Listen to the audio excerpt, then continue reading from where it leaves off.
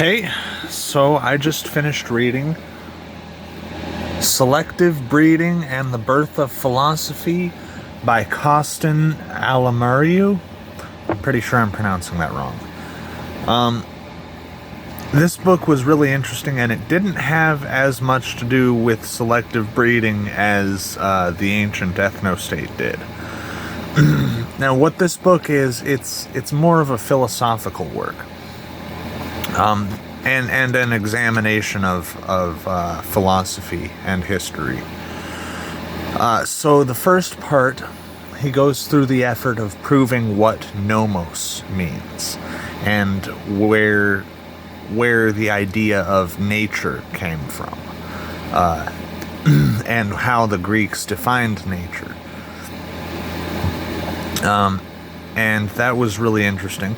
The next section, he goes through and he shows how philosophy and tyranny are actually in the same vein as each other. And the way he does that is, well, first off, he examines philosophy in this section, and he shows how other people have done that. And he goes on with the dialogue, the Platonic dialogue, Gorgias, and especially the part with Callicles.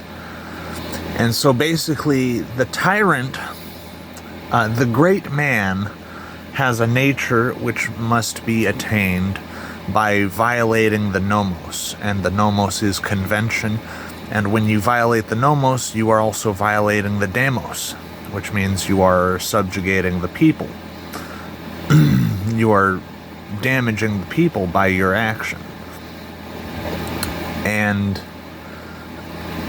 so the great man must violate both the nomos and the demos in order to attain his nature. And the philosopher, the goal of the philosopher is to violate the nomos, which means that the goal of the philosopher is to violate the demos.